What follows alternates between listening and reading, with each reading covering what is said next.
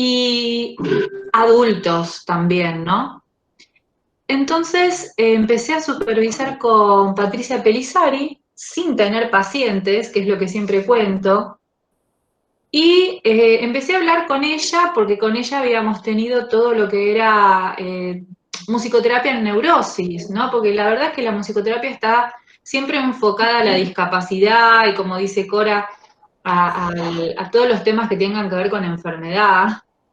¿Y qué pasaba con la neurosis? Entonces Patricia, en aquel momento, empezaba con su musicoterapia comunitaria y con su ICMUS allá hace mucho tiempo, y ella era la que nos había introducido en todo lo que es el área de musicoterapia en neurosis. Estaba el auge de Brulla y estudiar Brulla, entonces realmente a mí me había como impactado y me había encantado toda esa posibilidad. Empecé a hacer supervisiones con ella, supervisiones sin tener pacientes. Entonces me van a decir que supervisabas. Supervisaba cómo podría tener pacientes.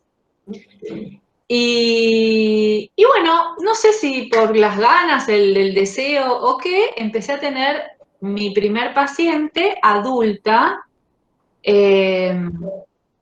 sin patología. O sea, una paciente como nosotros, con neurosis, con un montón de problemas, pero que no tenían que ver con algo, con la discapacidad o con la enfermedad concreta, digamos. Y bueno, y a partir de ahí empecé a atender pacientes adultos en individual y en consultorio privado. Y llegó un momento en que todos estos pacientes venían como con una carga extra, ¿no? Primero los voy a tratar de ubicar, por lo general, ¿cuáles son los problemas con los cuales viene una persona adulta a un consultorio de musicoterapia? Y porque la demanda viene a partir de que quieren un espacio para, lo primero que te dicen es un espacio para relajarse, cosa que lo agarramos con, o sea, agarramos la ola, pero después les hacemos entender que no es solamente para relajarse, ¿no? Y en todo caso, ¿relajarse de qué? Y ahí venía la cuestión. Entonces, por lo general, las personas mayores, los adultos, vamos a recurrir a musicoterapia, y porque hay algún problema con los hijos, porque hay algún problema porque no se tienen hijos, porque hay problemas con el trabajo, porque hay problemas con la pareja, porque hay problemas porque no se tiene pareja, eh, por las situaciones económicas.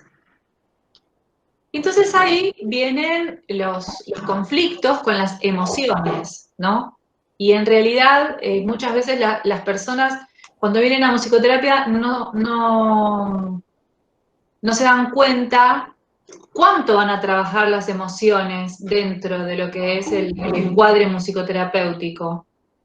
Porque ya les digo, el inconsciente colectivo está marcando que es para relajarse y que se van a encontrar unos cuantos cuencos, y en realidad esta no es la propuesta. El inconsciente colectivo marca un poquito que la musicoterapia es para poner música y relajarse, y aunque yo tenga más de 20 años de graduada, parecería como que sigue así. Algo no estamos haciendo bien, me parece. Eh, bueno. Y otra de las razones por las cuales puede venir una persona mayor o adulta a nuestra consulta es por alguna crisis de la edad, ¿no? De la edad media, que se le llama. Entonces, yo me empecé a dar cuenta que, aparte del motivo de consulta, que por lo general eran situaciones laborales complejas, me acuerdo de un grupo de personas que venían todo el tiempo por problemas laborales y lo económico. Entonces empecé a investigar qué tenía que ver esta demanda con el estrés. Hace mucho tiempo lo empecé a a ver esto. Y entonces empecé a estudiar el estrés en sí mismo, de qué se trataba el estrés. Y ahí fue cuando empecé a hacer la licenciatura del Plan B, porque yo me recibí de musicoterapeuta, tuve que hacer la licenciatura de Plan B. Te interrumpo un segundito. Te quería preguntar, ¿a qué edad comenzaste a trabajar con adultos? Mi edad, O sea, cuando te recibiste, empezaste a trabajar con adultos. qué divina la pregunta, porque ahora te voy a preguntar por qué me la estás haciendo. Yo tenía 27 años cuando me recibí, porque mi primer carrera no fue musicoterapia. Yo empecé a estudiar medicina, hice un año o dos de medicina, después empecé a estudiar kinesiología, tampoco, y después me fui ahí a unos metros ahí a estudiar en El Salvador musicoterapia. Pero no fue por descarte, fue por realmente entender que era la vocación, que no era nada de lo que había hecho, lo que era correcto, sino que lo correcto era lo que estaba haciendo ahora. Así que yo empecé a trabajar con adultos a los 27, 28. ¿Vos por qué me lo preguntabas? Te lo preguntaba porque a veces he pensado la posibilidad de trabajar con adultos, pero pienso que a veces el recibirse joven y trabajar con adultos es como un factor que No debe te van a tener tomar en todo. serio. Claro, claro, sí, sí, eso mismo. Y por ejemplo, 27 años es a la mirada de un adulto de 40, 50, sos re joven. Entonces es re difícil también entablar el proceso terapéutico desde esa posición jerárquica que ya trae esa situación con el adulto. Nunca fue para mí un problema. Solamente una vez hubo una persona, bueno, por supuesto en el geriátrico sí, ¿no? O sea, en la parte de geriatría sí, como hola nena, ay nena, o sea, siempre fue una sensación de esas. Ahora, una sola vez me pasó que un señor me dijo, bueno, vos no podés entender esto que yo te estoy diciendo porque sos muy chica. A lo cual le respondí que no haber pasado por la situación no significaba que yo no me podía poner en su lugar, que no podía ser empática. O sea, que no podía ponerme en sus zapatos, digamos. Y a partir de ahí, ya está. Nunca me sentí que porque era chica no podía atender personas más grandes que yo. La verdad que me parece que es un posicionamiento y una convicción que tenés que tener vos, que si tenés ganas de atender cualquier tipo de paciente, lo podés hacer. O sea, no va a ser tu posicionamiento frente a ese paciente. Pero entiendo por dónde venía la pregunta y entiendo que cuando uno es chico, pensar en atender a un adulto es como que no cuadra o que no se generaría transferencia, o qué tipo de transferencia se generaría, ¿no? Como que podría llegar a ubicarte en un lugar de hija o de sobrina o de no saber, pero eso rápidamente hay que cambiarlo. No poniéndose en el lugar del absoluto saber tampoco, ¿no? O sea, no nos vamos para el otro lado, pero sí ubicándose en el lugar del terapeuta y de la posibilidad de ayudar. Eso también es una buena respuesta, me parece, cuando justamente tenemos un paciente delante que tiene una determinada patología y te dice que vos por no tenerla no sabés por lo que él está o ella está pasando. Entonces, decir eso que no hace falta estar pasando por la situación para poder entender o comprender o dar una ayuda, como que ahí cierra. Había hecho la licenciatura y esa licenciatura me permitió hacer una pequeñita investigación justamente para poder dar la tesis y poder graduarme. Y ahí empecé a investigar lo que era el estrés de la vida diaria, básicamente. El estrés de la vida diaria tiene unas determinadas características que tiene que ver con todo lo que sucede a nuestro alrededor en todo el día y que se sostiene en el tiempo, ¿sí? Entonces, vamos a hablar sobre la contaminación sonora, la contaminación ambiental, todo lo que tiene que ver con las cargas diarias, con llevar adelante una determinada situación, por ejemplo, el trabajo. Y bueno, definir un poquitito qué es el estrés, ¿no? El estrés para todos nosotros es algo muy positivo, en realidad. O sea, un pequeño monto de estrés diario y frente a una situación nos pone a la altura de las circunstancias, ¿sí? O sea, por ejemplo, eh, si yo hoy venía acá con ustedes y no tenía un poquitito de estrés, un monto de estrés, iba a estar en una posición que era más bien ya, entre comillas, un poco patológica, porque siempre que vamos a hacer algo y queremos estar a la altura de las circunstancias, un poquito de estrés vamos a tener. Entonces, esa pequeña cuota de estrés que nos permite llevar la vida adelante, que nos pone en alerta y que además nos protege de determinadas cosas, porque por ejemplo nos hace tener precaución cuando vamos a cruzar una calle, de mirar un lado para el otro. Entonces, ese pequeño monto de estrés, que se llama eustrés, es el estrés bueno, vamos a decirlo, ¿no?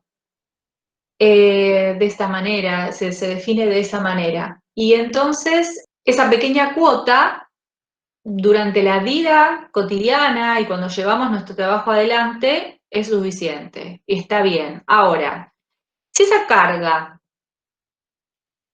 se mantiene mucho en el tiempo y el cuerpo no se recupera rápidamente de esa alerta o de esa alarma que nosotros estamos teniendo y lo tenemos días y días y días, ahí ya nos estamos enfrentando a algo que se llama distrés, que es algo que no es bueno y comprende un montón de signos y síntomas que se van a ir presentando tanto en nuestra mente como en nuestro cuerpo, que se llama síndrome de estrés. Ahora bien, luego de esta situación que nosotros estamos viviendo, o sea, en pandemia y post pandemia, realmente vamos a tener que estudiar mucho más profundamente lo que se llama el estrés postraumático. Antes el estrés postraumático, por lo pronto en nuestra sociedad, no es que no se haya estudiado nunca, ¿no? Pero lo vamos a tener que estudiar ahora porque estamos nosotros viviendo en esta situación, somos protagonistas, digamos, de esta situación. El estrés traumático es un estrés agudo que se presenta frente a una determinada situación, como por ejemplo, no sé, un terremoto, un tsunami, que esas son situaciones naturales, ¿no? O alguna situación social, como puede ser esto, una pandemia, un robo, algo que realmente nos impacta en un determinado momento y que si no se atiende en el momento, esto se cronifica. Y que esto es lo que nos está pasando ahora. Nosotros ahora estamos en una situación que se está describiendo como estrés psicosocial, que es un estrés que nos afecta a todos como humanidad y como colectivo, como sociedad, como seres humanos. Por lo tanto, vamos a tener que estudiar cómo nos va a ir también por situaciones pasadas que hayamos pasado, que pasamos como humanidad, pero vamos a tener que estudiar esto que nos está pasando como estrés postraumático. Pero bueno, volviendo al síndrome de estrés, es algo que afecta finalmente a nuestro cuerpo y a nuestra mente, porque nuestro organismo entonces empieza a no recuperarse y a tener una carga muy, muy alta de sobrellevar alguna situación por mucho tiempo, y esto sí lo podemos adosar a lo que es el estrés laboral, Y entonces en nuestro cuerpo se empiezan a acumular determinadas sustancias que no están buenas y que de repente tienen que ver con el estrés, como son unas determinadas hormonas, que el cortisol, la adrenalina, la noradrenalina, y obviamente bajan algunos neurotransmisores como la dopamina y la serotonina, y entonces ahí nos empezamos a ver con síntomas que tienen que ver con la ansiedad, la ira, el temor. eh, bueno, la ansiedad es la más común, ¿no? Ahora también hay determinadas personalidades, ¿no? Hay una personalidad que es la personalidad del tipo A, que se llama así, está descrita de esa manera, que es una personalidad que está caracterizada por ser competitiva, que van muy bien para determinados trabajos, para determinadas actividades, para llevar adelante determinadas actividades, porque justamente tienen un nivel de resistencia y de trabajo muy alto, pero justamente como empiezan a tener esta cantidad de sustancias dando vuelta en el cuerpo y no, el cuerpo nunca termina de recuperarse de estas situaciones, vive en una permanente alerta, son personas que están más propensas a tener, por ejemplo, ataques cardíacos, a sufrir de diabetes. Y bueno, son todas estas enfermedades que están justamente vinculadas a estos desórdenes que se empiezan a generar, como el aumento del cortisol y lo que ya les estuve hablando. Entonces, lo más importante para mantenernos saludables finalmente es tratar de mantener estas hormonas a raya, o sea, tener el cortisol bajo, la adrenalina baja, la dopamina más o menos alta. Aunque estemos en esta situación de pandemia, creo que tenemos que tener una responsabilidad para con nuestra propia salud y tomarnos 5, 10, 20 minutos todos los días para procurarnos algún momento de corte, de no estar con la computadora, de hacer algo para nosotros. Y yo en este momento, por ejemplo, estoy haciendo el curso de medicina del estrés y le dan muchísima importancia y hay montones de estudios realizados con el tema de la actividad física. O sea, fíjense qué paradoja que nos han dejado en nuestras casas, este virus nos ha dejado en nuestra casa, pero finalmente tendríamos nosotros que hacer para nosotros mismos actividad física, porque la actividad física no solamente que aumenta la dopamina y la serotonina, sino que esos neurotransmisores le mandan, como vamos a hablarlo así en criollo, unos mensajes a nuestros músculos para que justamente se siga segregando estas sustancias y mantengan a raya al cortisol. El cortisol es realmente el que nos trae un montón de problemas frente al estrés. Entonces, sí señora, por supuesto, es su Bueno, clase. quiero saludar a quienes se agregaron. Hacemos un cortecito y les hablo, porque como encima están con las cámaras en off, ¿viste? Yo me pongo muy nerviosa cuando veo las cámaras en off. El estrés me ataca y mi adrenalina, ya me conocen, ¿viste?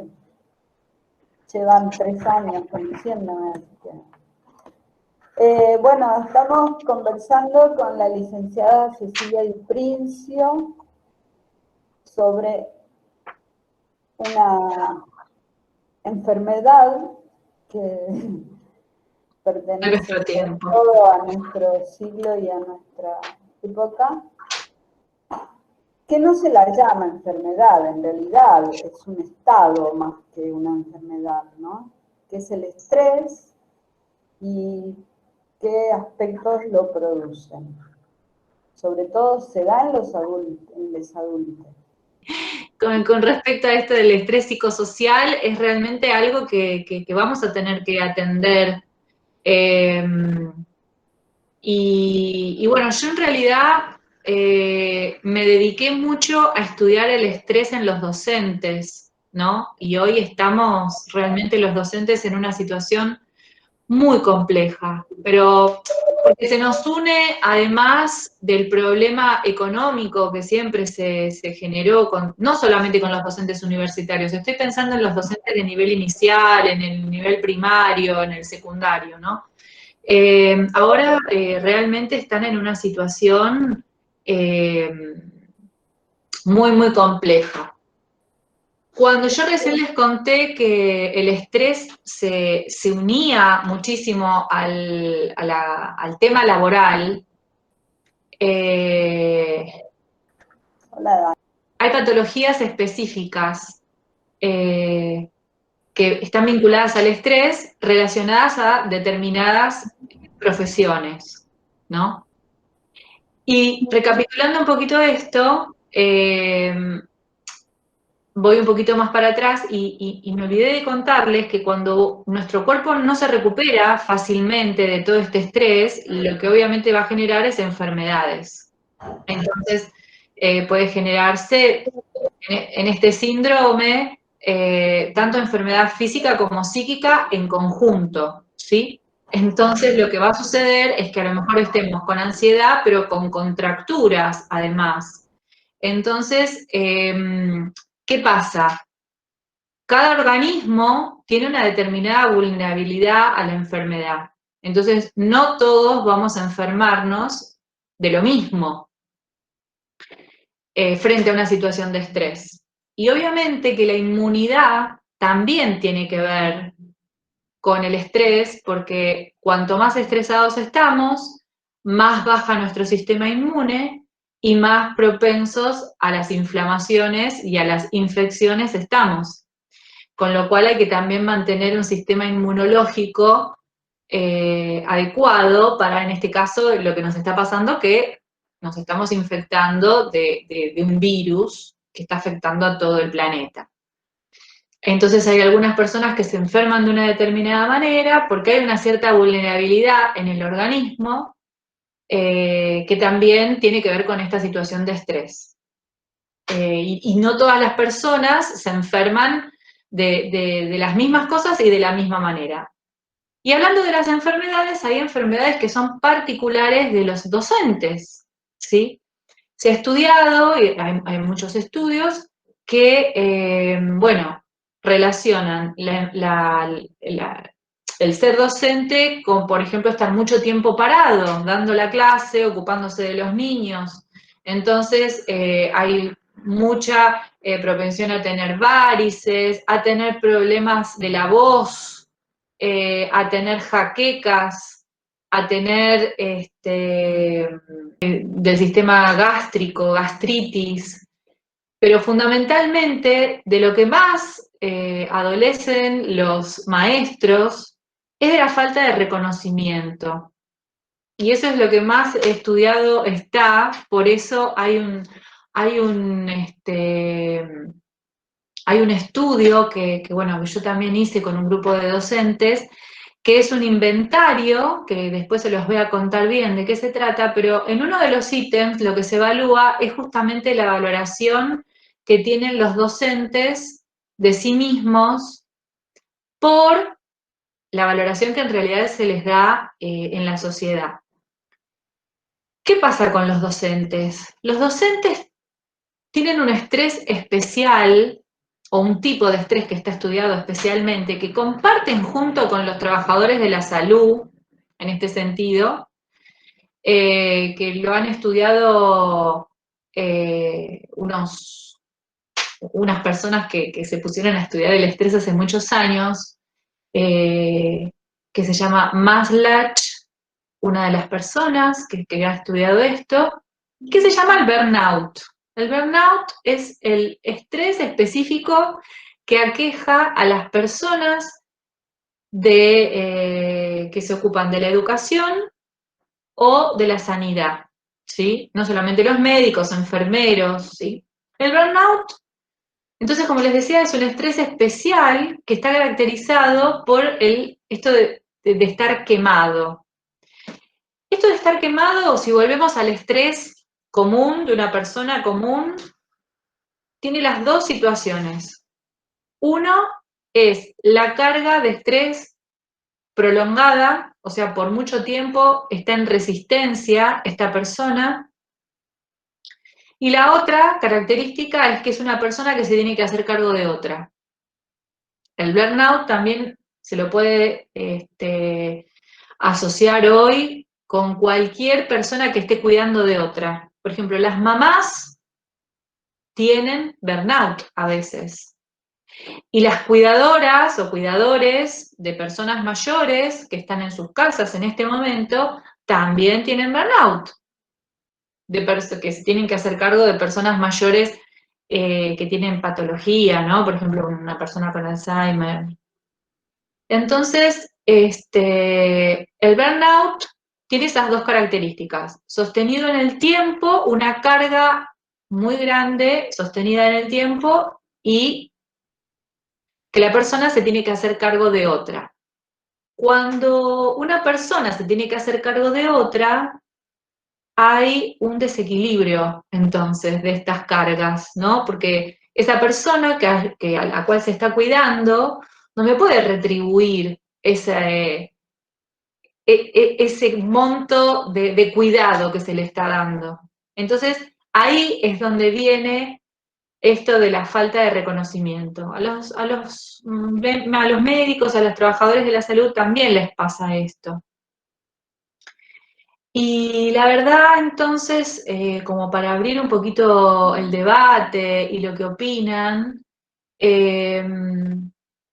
les pregunto si a las personas adultas que ven a su alrededor, más allá de la pandemia, porque esto, bueno, nos está atravesando estos meses, pero si tuvieran que decir si reconocen alguna de estas características que les estuve contando, si lo reconocen, si consideran que tienen estrés, qué hacen con su estrés. No sé si puedo arrancar a hablar, bueno, no sé si alguien más quería decir algo. Yo tengo mi abuela que cuida a su esposo, mi abuelo, que tiene Parkinson.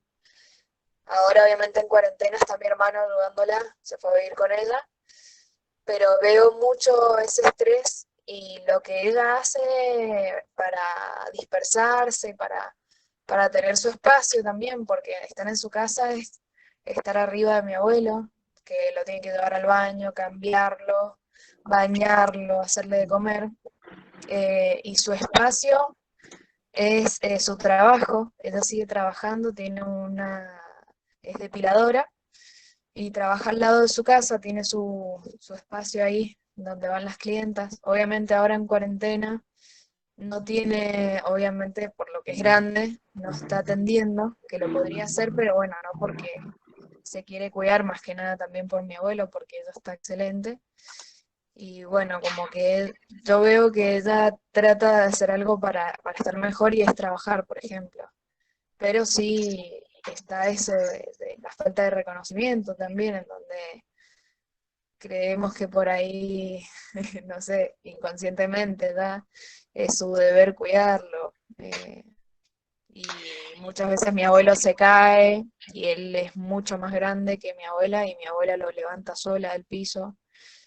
Ahora por suerte está mi hermano, pero bueno, son muchas situaciones también de estrés en cuanto al cuidado de mi abuelo porque se cae, se ha quebrado el brazo muchas veces o le salen moretones enormes, Claro. llevarlo al médico. Antes se escapaba, eh, y mi abuela no lo encontraba por ningún lado y la llamaban desde un supermercado que se había caído en la vereda. Era todo un tema. Claro. Bueno, muchas gracias por compartir. Quería Dime. decir algo.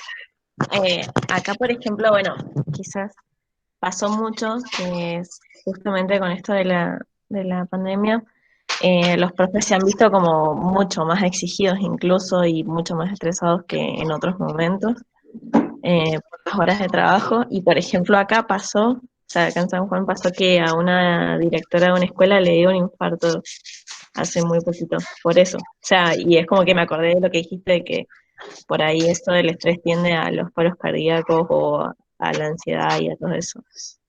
Ah, que nada, y como justo el caso de los profesores y todo eso, así como que cuadraba justo con lo que estabas comentando recién. Sí, la verdad es que el impacto de todo esto que nos está sucediendo lo vamos a saber más adelante, pero ya había un impacto en los docentes y en el personal de salud y en los cuidadores, que era inherente digamos, al trabajo que llevaban adelante. Ya venían con un estrés. Y esto que decía la compañera anterior, hay una situación de género que es un poco así, ¿no? En donde las mujeres son las que cuidan. Esto evidentemente está cambiando y va a cambiar, va a tener que cambiar más adelante también, pero bueno, de mucho tiempo atrás somos las mujeres las que en las familias parecería ser que tenemos el rol del cuidador y, y hay una sobrecarga a veces también en las mujeres. Hay muchos estudios con respecto a esto. Eh, y es un tema, también lo que dijo recién la compañera, que mucha gente trabaja para sacarse el estrés. Y la verdad es que eso es todo lo contrario. Ella dijo como distracción. Puede ser que sea una distracción, pero el cuerpo, si bien lo vive como una distracción, porque lo está vivenciando de esa manera y el deseo está puesto en otra cosa que no es en ese cuidado, el descanso y la recuperación corporal y que necesita el cuerpo o recuperarse descansando o haciendo ejercicio para que justamente estas hormonas empiecen a trabajar de otra manera, no está. La carga y el estrés sigue estando. Sí, es como que no deja, no, perdón, es como que no hay un espacio para ella tampoco. Porque, a ver, yo lo digo de esta manera porque ella también lo dice, y mi hermano, por ejemplo, nos cuenta que la ve media mal ahora emocionalmente por lo que no está trabajando y evidentemente eso es un poco lo que la trae como cable a tierra, pero tampoco no deja de ser un espacio de trabajo en donde no se puede dedicar tiempo a ella. Claro, y haciendo toda esta exposición yo me pregunto, ¿no? Porque recién estuvimos, digamos, explicando las causas de las cosas, ¿no? ¿Qué rol viene a cumplir acá la musicoterapia? ¿Qué tenemos nosotros para dar con respecto a esto? Porque yo les puedo dar el resultado de la investigación y para qué lo hice y cuál fue mi motivación, pero a ver, ¿por qué hoy nosotros, estudiantes de musicoterapia, yo, Cora, ya graduadas hace un montón de tiempo, pensamos en el estrés unido con la musicoterapia? Porque una cosa es la música y otra cosa es la musicoterapia. Yo no les dije la música, yo les dije la musicoterapia. Yo creo que por ahí el rol de la musicoterapia en este caso, en el contexto de estrés, lo que puede brindar la musicoterapia es un espacio para reconocer los causantes de ese mismo estrés. Primero para reconocer lo que le sucede al cliente, para reconocer este estrés y después para ver qué es el generador de ese estrés y después buscar alternativas para, bueno, trabajar el mismo. Yo creo que eso en términos generales es lo que puede ofrecer la musicoterapia. Y te quería hacer una pregunta, Cecilia, vos recién comentaste el tema de, bueno, en base a esto de la feminización en los cuidados y todo este asunto, Sí, que hay como un nivel de estrés mayor presente en mujeres. Esa era mi pregunta, como que hay una tasa de mayor claro. de estrés. Claro, Absolutamente. la situación social. Hay estudios Claro.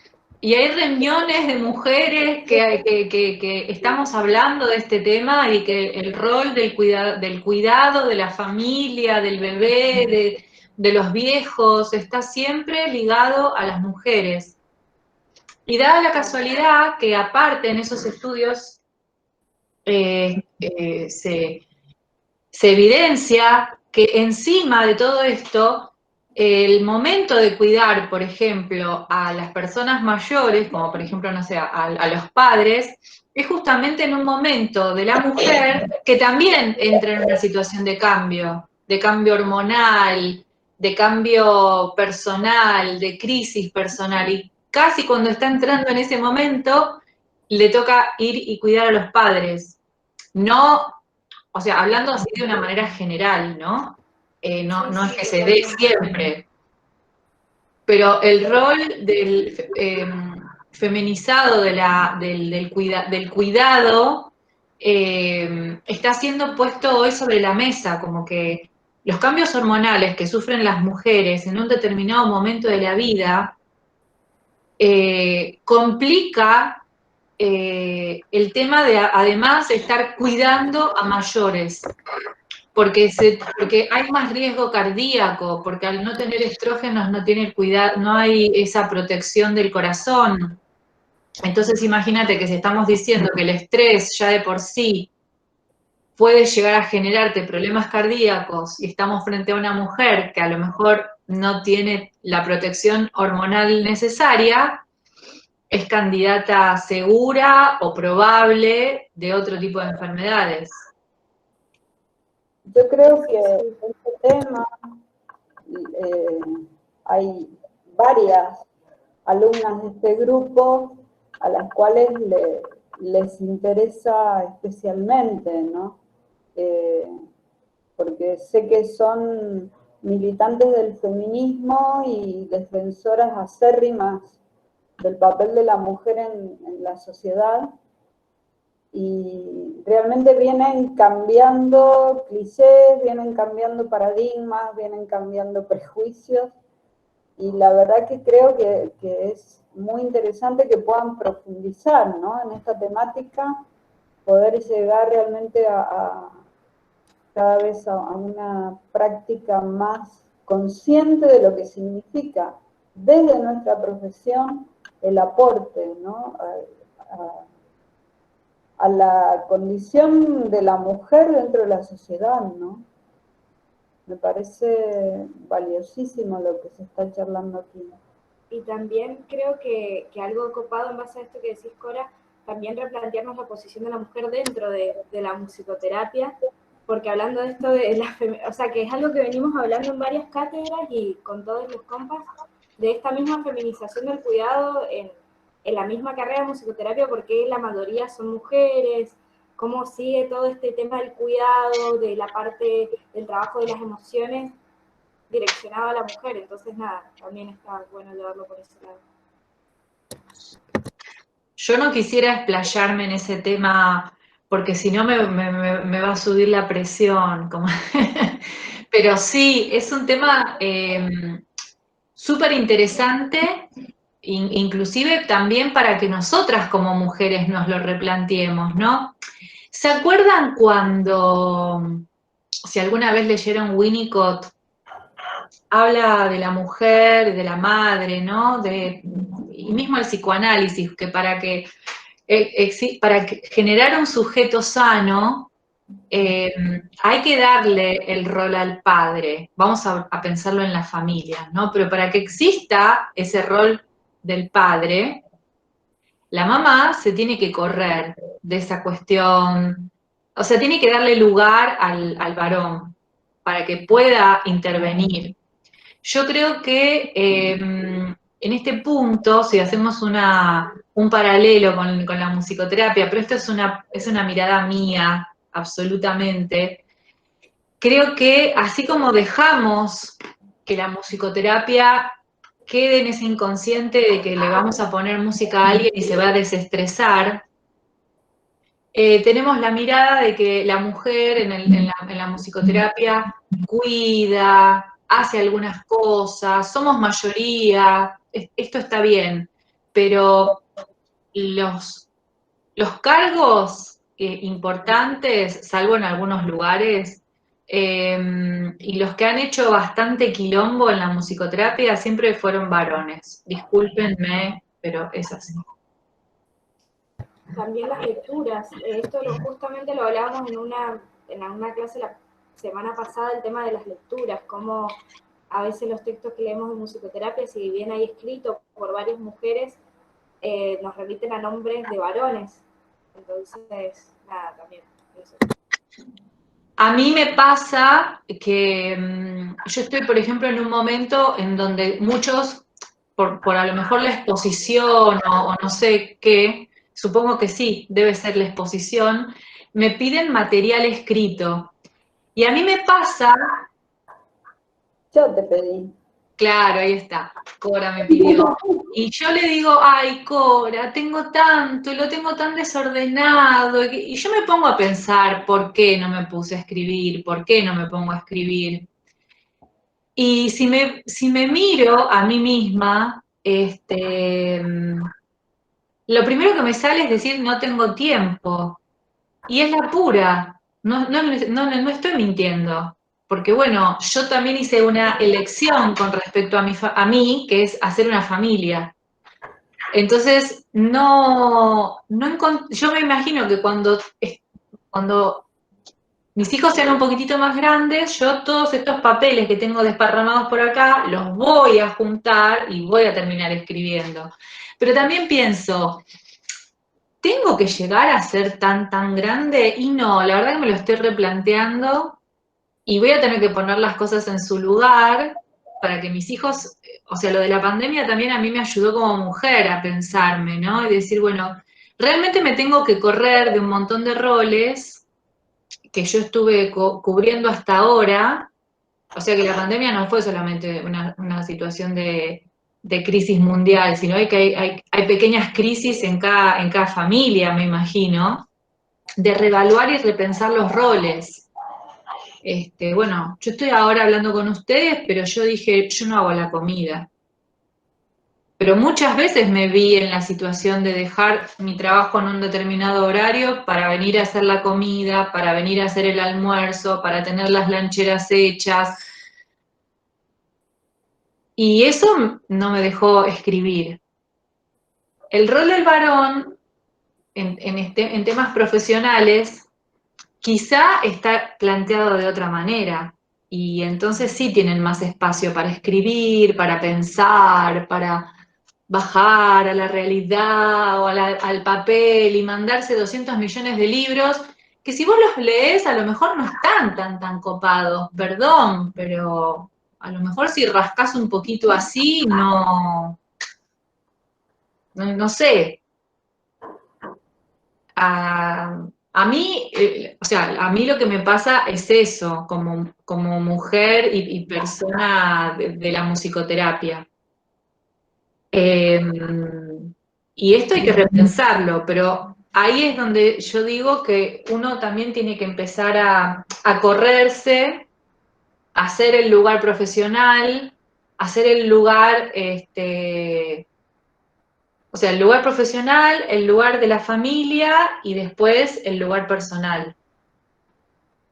Habría como que pensarlo para uno y poder también transmitírselo a nuestros pacientes, porque vos recién dijiste encontrar el espacio de musicoterapia para reconocer, ¿no? Y una de las cosas que yo descubrí en las investigaciones que hice es que las personas que vienen no se reconocen estresadas. Eso era lo que a mí me llamaba la atención. Si yo les pregunto a ustedes hoy, claro, estamos atravesando una pandemia, les pregunto, ¿están estresados? Me van a decir que sí, pero si se los preguntaba en febrero o en enero o en diciembre del año pasado, probablemente me iban a contestar, no, yo estoy bien. Las personas no nos reconocemos estresadas. Entonces, hay todo un trabajo que tiene que ver con la autopercepción. Y qué mejor trabajo que la autopercepción que hacerla en un proceso musicoterapéutico. El proceso musicoterapéutico nos permite llegar a ese lugar primero de la autopercepción. Este trabajito que yo les hice recién de, bueno, yo pensé o yo pienso que tengo que reordenar mis roles. Bueno, eso fue un trabajo de pensarme a mí misma. Las personas no se piensan a sí mismas tan naturalmente. Entonces, salir del lugar del pensamiento musicoterapéutico, de te pongo una canción o te hago una vibroacústica, vamos a hacer un trabajo de autopercepción de tus emociones y reconocerlas y a partir de ahí buscar un cambio, hay un trecho interesante, hay un trecho importante y hay una diferencia muy grande en tener a un paciente sin desmerecer la musicoterapia receptiva, ¿sí? Porque todos hacemos un poquito de musicoterapia receptiva en nuestras sesiones, obviamente, bienvenidísima, es lo que además te permite tener el primer contacto con nuestro cuerpo y con bajar la mente, ¿no? O sea, pero no es lo único, no tiene que ser lo único en un proceso musicoterapéutico, para mí. Entonces, el proceso musicoterapéutico para la atención del estrés es justamente llegar a la autopercepción. Primero de las emociones y después del estresor. Porque el problema acá es que a veces las personas, no a veces, siempre las personas, no reconocemos cuál es el estresor. ¿Qué es lo que me está estresando? El proceso musicoterapéutico, las improvisaciones, el trabajo con las canciones, el trabajo con los instrumentos en grupo o en individual, a donde nos tiene que llevar es a entender qué es lo que me está estresando, porque si yo no sé qué es lo que me estresa, no voy a poder generar ningún cambio. Entonces, ahí está el clic.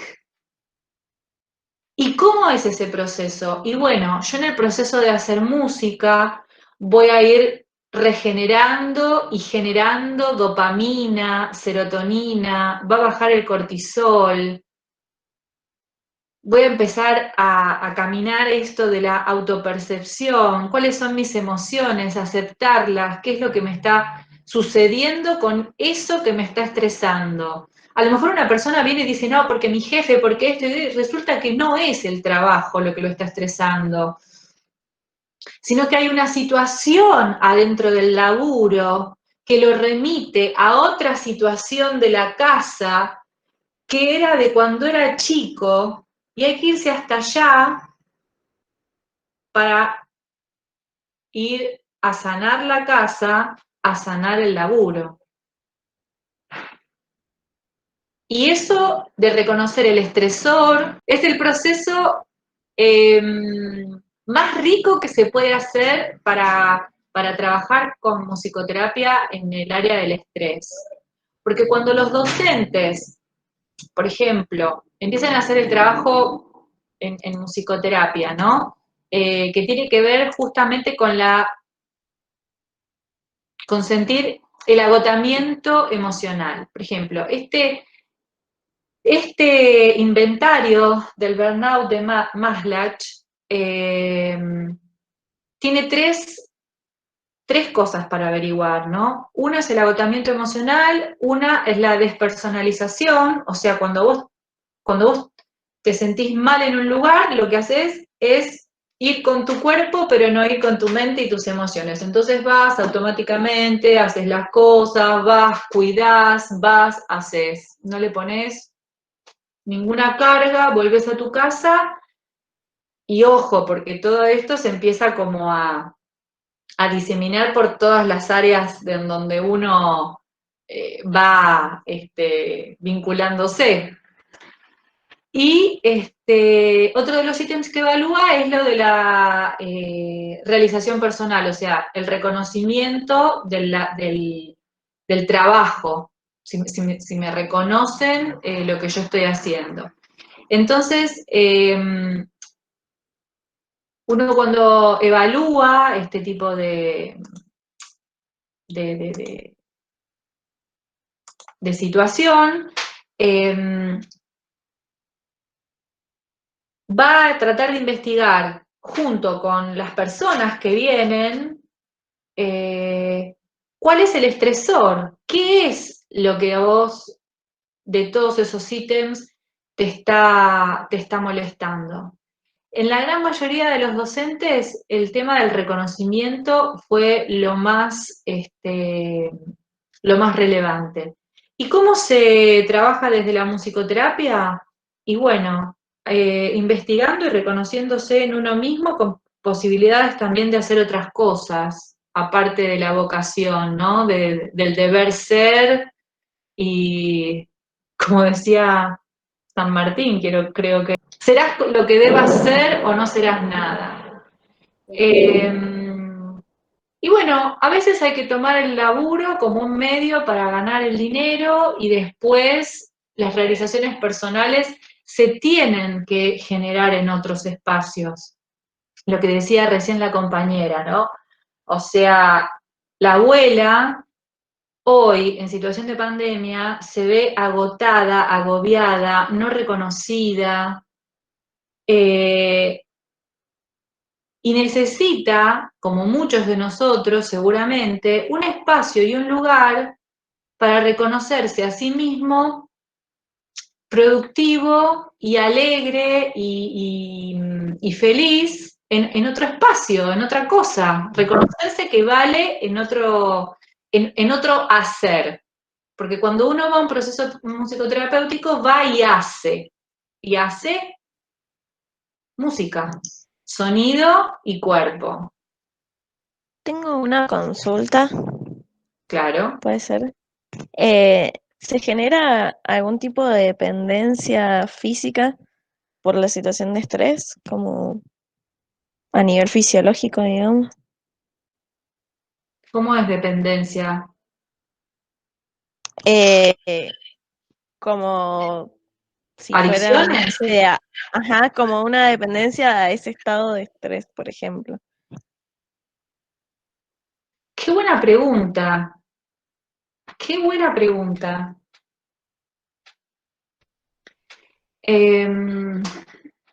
Hay personas que no pueden dejar de trabajar y creen que su vida pasa por el laburo, porque justamente si dejan de hacer eso, no saben quiénes son y qué hacen, qué pueden hacer en la vida. Son estas personas de, como te describí hace un rato, de personalidad tipo A.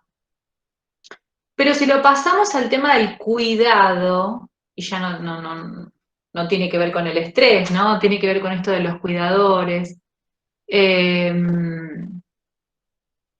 Muchas veces las personas hacen determinadas cosas porque se creen porque se creen reconocidas en eso que hacen. Más allá del dolor que les genere, del agobio que les genere, del malestar que les puede llegar a generar. Esa es un poco mi visión. No sé si a lo mejor otro compañero lo puede ampliar. ¿Puedo hacer un aporte? Sí, Creo también, Dani, que si el estrés es precursor de la ansiedad, por ejemplo, que era lo que nos comentaba Cecilia, un tipo de sensación de esto que decís de dependencia puede ser generada por el estrés que lleva a una ansiedad generalizada, de sentir que esta sensación de estrés permanente, de que algo malo tiene que suceder, entonces estás todo el tiempo actuando, tenés que trabajar, si no algo malo va a pasar o no puede ser que no estés trabajando, entonces el mantenerte en este estado constante de estrés y ansiedad te genera como una estabilidad, porque es lo que conoces, es tu estado permanente en donde funcionás, percibís que funcionás en ese estado y es lo que conoces y te funciona. Entonces yo creo que por ese lado también debe ir esa dependencia, esa como adicción. Yo creo que que el acostumbramiento en realidad, que es un condicionamiento de todo el sistema neurovegetativo, en realidad sí es una adicción. Somos adictos al estrés. Adictos. Yo sé que si a mí me gusta dejar de trabajar, descansar y demás, pero cuando me pongo en la rueda del laburo, laburo. O sea, en el fondo es una adicción. Pero lo importante es ver, bueno, es una adicción problemática, me está generando otro tipo de situaciones, sean familiares, sociales, físicas, que son perjudiciales en realidad porque realmente me está destrozando, como puede ser a lo mejor la adicción a la adicción problemática a alguna sustancia, o la adicción al maltrato. En realidad, todos los seres humanos funcionamos con adicciones, en mayor y en menor medida. ¿Por qué? Porque necesitamos determinada cantidad, como decía Cecilia antes, ¿no es cierto?, determinada cantidad de dopamina para seguir funcionando, de adrenalina para poder estar en alerta, ¿no es cierto? Entonces, ¿qué pasa? Que si exageramos, ¿no es cierto?, en esos neurotransmisores, si exageramos en esos círculos de neurotransmisores, es ahí cuando aparecen las adicciones problemáticas, ¿no? No sé si aclaré un poco más o enredé el tema. Sí, sí, estuvo genial todo lo que me dijeron. Sí, yo lo que podría agregar un poquito a esto que dice Cora es que las personas en este círculo de no poder darse cuenta que están haciendo algo que a lo mejor les es perjudicial o que, bueno, toman esta situación de trabajar de manera adictiva, como habíamos hablado recién, como el cuerpo realmente no se recupera de estar en esta situación de alerta y de generar estas hormonas y estos neurotransmisores bajan su producción, al estar aumentadas esas hormonas, lo que va a generar es enfermedad. Y muchas veces estas personas cortan ese circuito con enfermedad. Una ACV, un paro un ataque cardíaco, otro tipo de enfermedades. Porque el cuerpo no se recupera. Y ya, si no manda el alerta del cortisol y de esas hormonas que ya después van a generar también ansiedad y creen que en ese nivel se vive la vida o se puede desarrollar. De hecho, hay muchas personas hoy que han dejado de trabajar, personas mayores,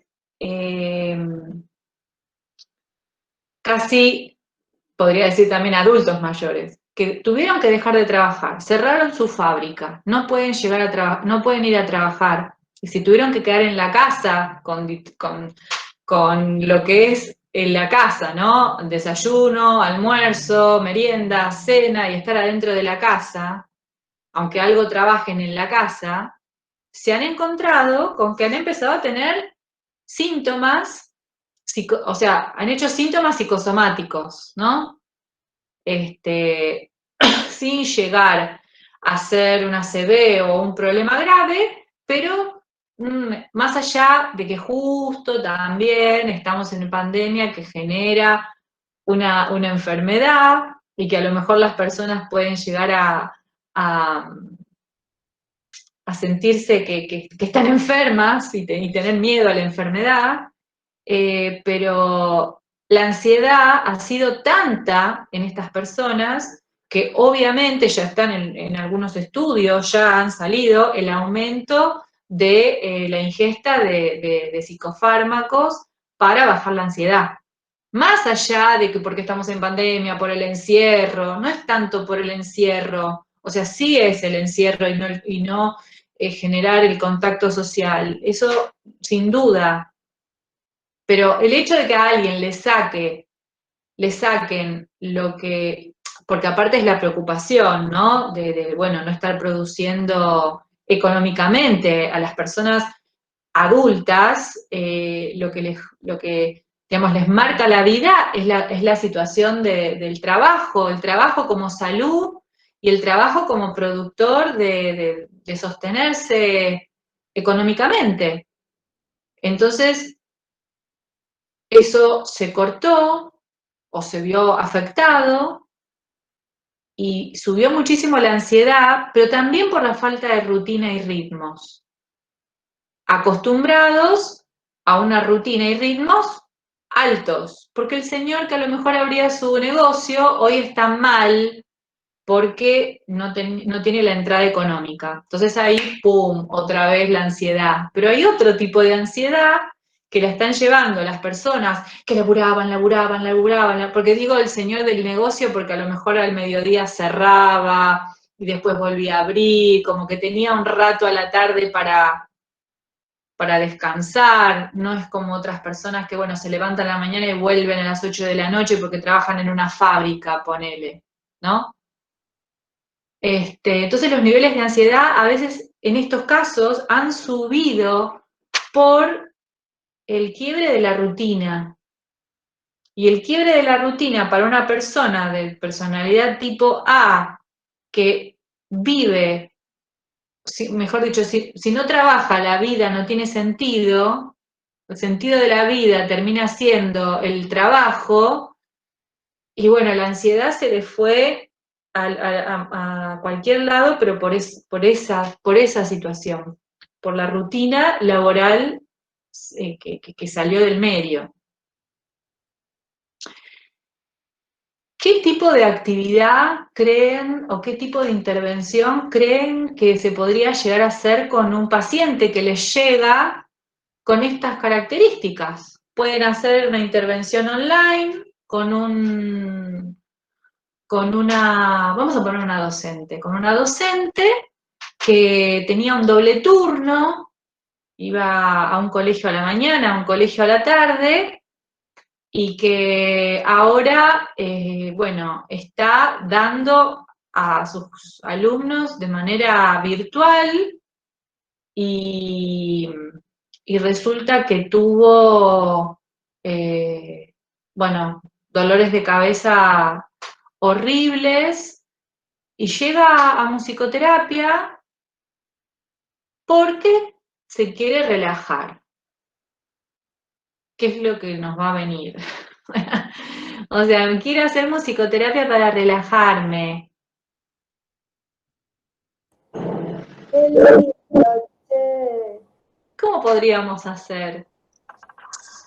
Creo que en ese caso lo mejor es darle una introducción a esa persona que no solamente va a ser un espacio de relajación, sino autoconocimiento y contarle de qué se trata más profundamente lo que se va a hacer.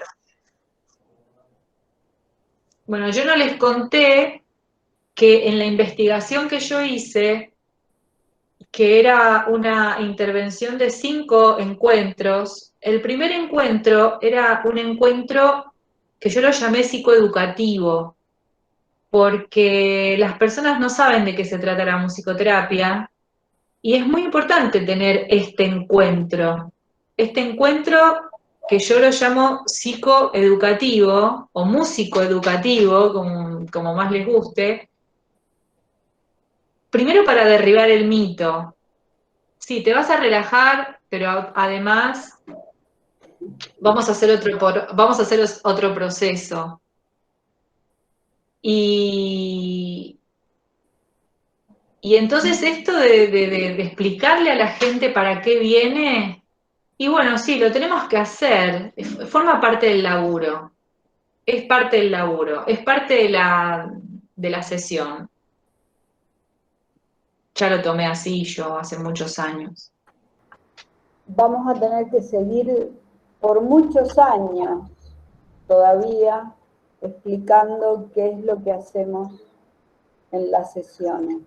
No que es nuestra profesión, porque cuando tenemos que definir la musicoterapia, terminamos metiéndonos en conceptos muy teóricos que la gente no entiende. Entonces, ¿qué hacemos los musicoterapeutas? Eso sí creo que es más fácil de explicar a la hora que nos llega un paciente, ¿no? Y sí, luchar contra estos prejuicios terribles de los cascos, de los cuencos, que a ver, yo me saco el sombrero para los que trabajan bien con vibroacústica y que estudian realmente la recepción en el cuerpo de las diferentes vibraciones, etcétera, etcétera. Pero poder hacerle entender a la gente que viene a vernos que no es solo eso, que también hay un proceso personal que se va logrando de análisis de lo que se va expresando, o sea, bueno, esto es fundamental, ¿no? Otro abordaje que se le plantearía a la docente que viene, además de informar el encuadre y saber si reconoce o no el estresor, justamente es brindarle el canal o la contención para que pueda ella ir descubriéndosela, o sea, ella misma pueda ir descubriendo cuál es su estresor y pueda construir o crear desde la musicalidad otras alternativas posibles para ese estresor o poder resignificarlo o darle otro discurso. Y supónganse que el estresor ya lo definió, ya hicieron algún proceso y dijo, ay, sí, yo la verdad es que me siento súper agobiada, malhumorada y presionada cuando tengo que mandarle videos a mis alumnos y exponerme y que no sé qué va a pasar con esos videos. Yo creo que...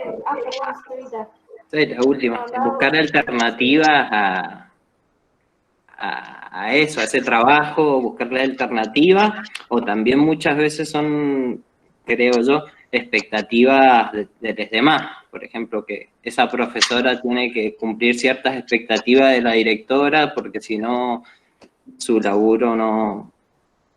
porque se estresa justamente.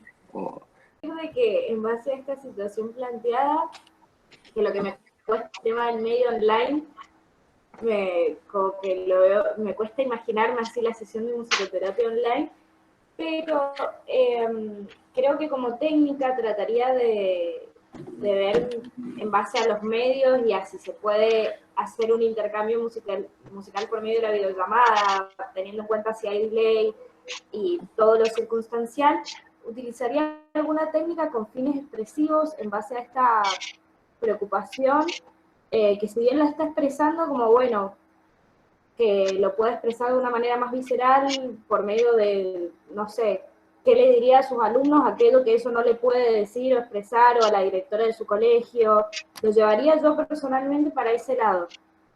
Como, ya que sabe qué es ese estresor y qué le genera, pero como no se lo puede dirigir, o por ahí eso, buscar la manera de primero elaborar sus emociones por medio de técnicas musicales expresivas para que le permitan después poder comunicarlo sin tener esa emoción a flor de piel a estas personas. No sé si a los alumnos, pero bueno, a profesores, a la directora de su colegio, así lo pienso más o menos. Igual me cuesta mucho como ver el medio musical o las técnicas musicales en una videollamada, así.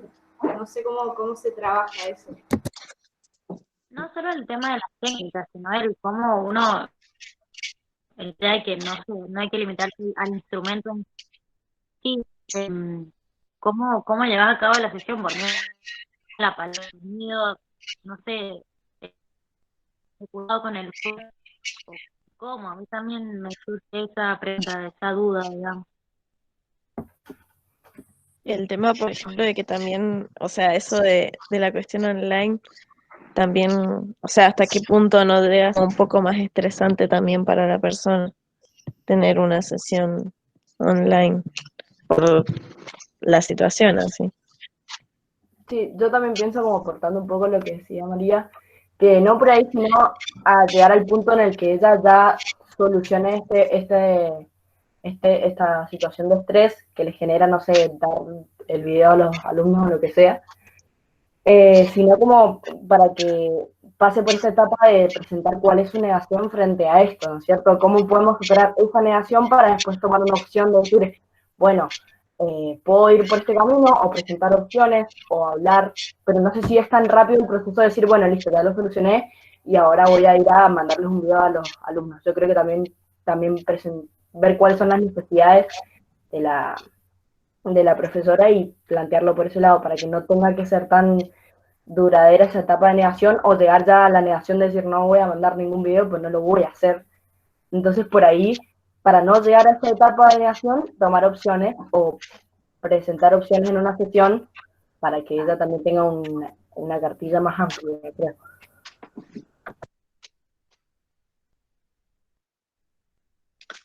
Sí, qué interesante esto de qué es lo que uno va a propiciar en un paciente, ¿no? Porque todos dijeron la manera para que lo pueda hacer. ¿Y qué pasa si realmente es como dice acá la compañera, es que, bueno, llega a la conclusión de que es algo que realmente no tiene por qué exponerse a hacerlo? Acá hay otro problema, que a lo mejor si se niega, pierde el trabajo. Pero entonces hay que hacer como otra opción, como dice el compañero, como dice Sebastián, reconocer y desmenuzar concretamente qué es lo que le molesta, ver su imagen, el temor al ridículo. ¿Qué es el temor al ridículo? ¿Por qué se siente ridícula? Bueno, estas cosas desde la musicoterapia de manera virtual, acá digamos, en lo que es psicoeducación, en la parte donde uno a lo mejor se presenta, también decirle a la persona de qué manera tiene que, por ejemplo, presentarse a una sesión de musicoterapia, que tiene que estar en un lugar tranquilo, que tiene que estar en un lugar dentro de lo que se puede en la casa íntimo, que a lo mejor tiene que traer algunos elementos, como una lapicera, papel, vasos, plásticos, digo, para hacer algún tipo de improvisación, y apelar en este momento a todo lo que se pueda hacer con la voz, con todas esas técnicas que a lo mejor conocemos que tienen que ver más con lo vocal, con la improvisación vocal, con la posibilidad de abrir y cerrar los micrófonos. Digo, si es un grupo, ¿no? Creo que hay que ir por el lado de tratar de drenar la emoción que está obstaculizando la situación. Y drenar la emoción es finalmente uno de los fines más top de la musicoterapia, ¿no? O sea, drenarla, reconocerla y llevarla adelante desde lo musical. Obviamente que desde lo virtual no vamos a poder hacer una improvisación como la que conocíamos con un instrumento, con la posibilidad de que el paciente, si no conoce música, haga una improvisación con algún instrumento que se le pueda ofrecer. Pero bueno, también se le puede preguntar al paciente si tiene instrumentos en su casa para poder trabajarlos. Yo tengo una pregunta justamente con todo este tema de la virtualidad, que personalmente soy muy consciente igual que las clases no son terapia, pero sí me ha pasado la experiencia de por ahí ver lo fuerte que es el cambio de tener una persona al lado a tener una pantalla de por medio. ¿Cómo se hace eso en una terapia con respecto a la contención de la persona, por ejemplo? Esa era mi pregunta. Es muy fuerte.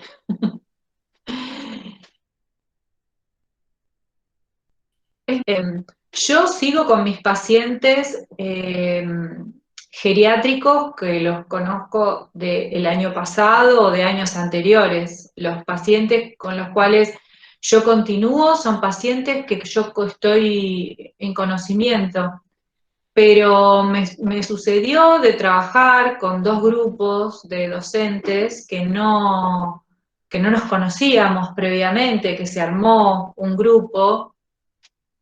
Y lo que te puedo decir es que es fuerte en el sentido, tanto con mis pacientes, que es mucho peor, diría yo, que si hay alguna situación que emociona, vos cuando estabas en lo presencial tenías el espacio, ¿no? El espacio corporal tuyo, el espacio corporal del paciente y el espacio del consultorio que hacía que vos pudieras realmente hacer un distanciamiento, o sea, un corte de esto que le pasaba al otro, de lo que te pasa a vos. Y en todo caso después ir y supervisarlo. Pero me ha pasado de estar tocando una canción y sentir la emocionalidad del paciente a través de la computadora y tener que hacer un corte tranquila y ver realmente, ¿no? O sea, constatar si era una emoción mía y que no me había pasado en todos estos años, ¿no? De que se filtrara algún tipo de emoción mía cuando yo estoy trabajando.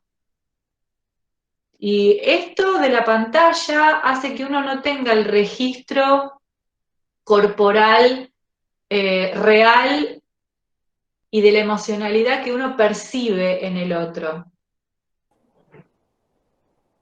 Esto a mí como que me dificulta para nuevos pacientes. A mí me está pasando que no estoy haciendo clínica. Y lo veo como lejano, ¿no? Esto de poder trabajar de manera virtual con pacientes, no con alumnos. De hecho, estoy dictando 3 cátedras, pero esta situación de lo emocional, sobre todo en las 2 materias que son experiencia personal y grupal en musicoterapia 1 y 4. Claro. En el primer año y en el cuarto año. Sí que se siente, o sea, a la hora de improvisar, y aunque parezca que todo es un batiburrillo de sonidos con delay, con desafinaciones, porque no pescan justo el tono, o sí lo pescaron, pero como llegó después ya hizo una segunda con el sonido que estaba haciendo el otro. Bueno, todo ese tipo de distorsiones sonoras también hacen a la emocionalidad. Claro. Y cuando vos decías, usaste una palabra, drenaje emocional, ¿no? Pensé inmediatamente, pero no lo escribas en el Facebook.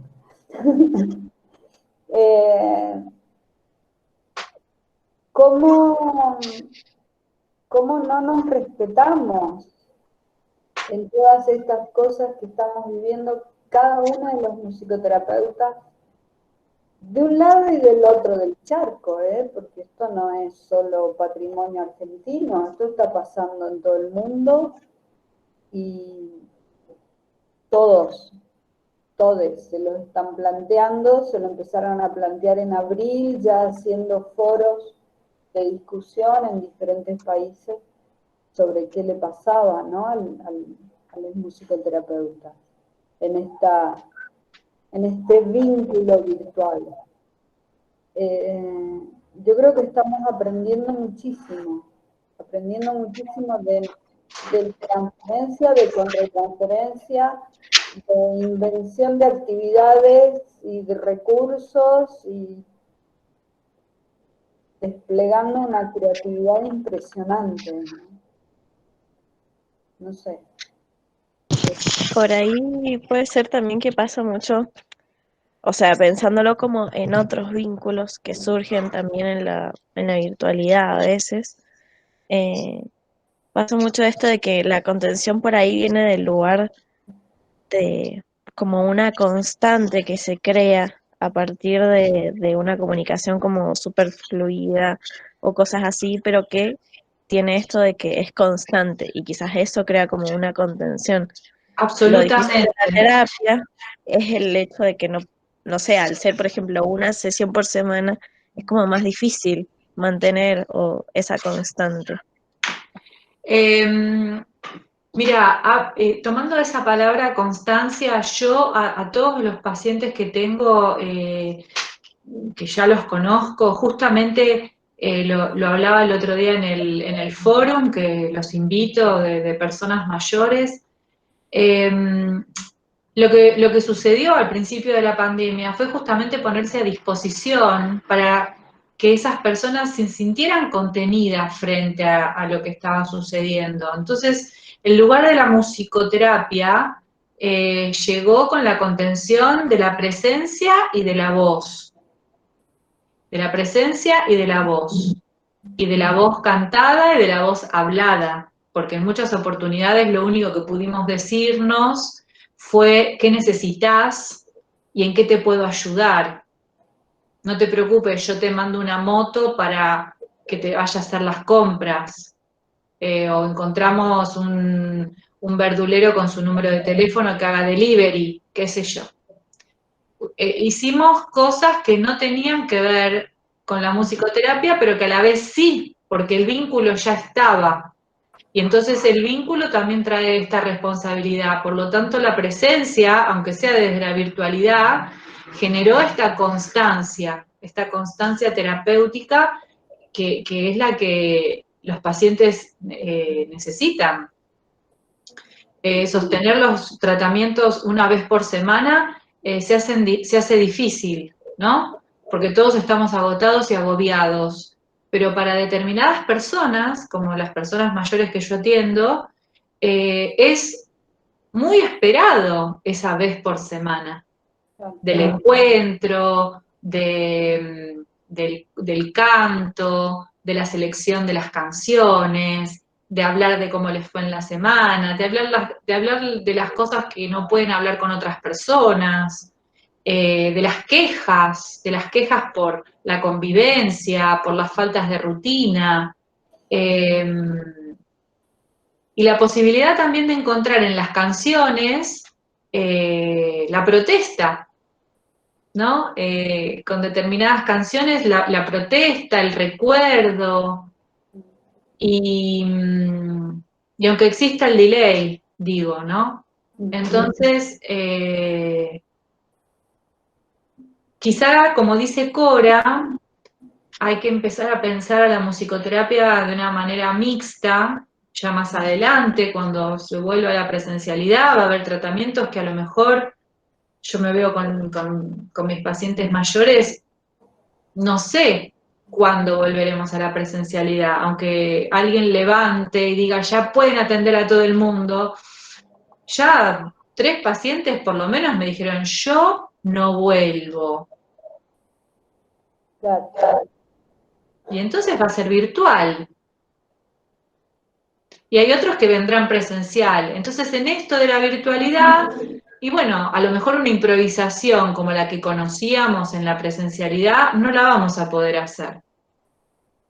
Y entonces, la lectura de la improvisación, como la indica Brulla, y capaz que no la vamos a poder hacer de ese modo. Ni tampoco vamos a poder... Sí. Perdón que te interrumpí. No, vale. Creo igual que esta situación está muy buena en cuanto a todo este replanteo, ¿no? Y que puede sacar mucha información nueva en cuanto a la musicoterapia en el contexto de la virtualidad. Y no sé, ojalá, a mí me encantaría investigar sobre eso y ver cómo se puede abordar de una mejor manera y no sé. Es que no va a ser igual. Ahí. O sea, la frase sería, no va a ser igual, pero va a ser otra. Va a ser. Claro, va a mutar. Va a ser otra. Y estamos en la puerta de vislumbrar eso. Otra. Post pandemia y bienvenida a la virtualidad.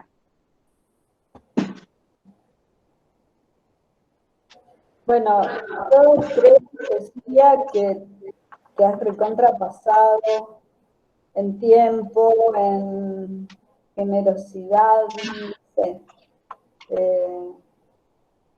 Realmente te agradezco infinitamente todo esto que hemos conversado hoy. Y no sé. A mí me encantó, Cora, gracias, porque se me abrieron un montón de cosas que no tenían que ver con específicamente lo que yo iba a dar o lo que yo pensaba, y eso me encanta cuando se quiebra el camino.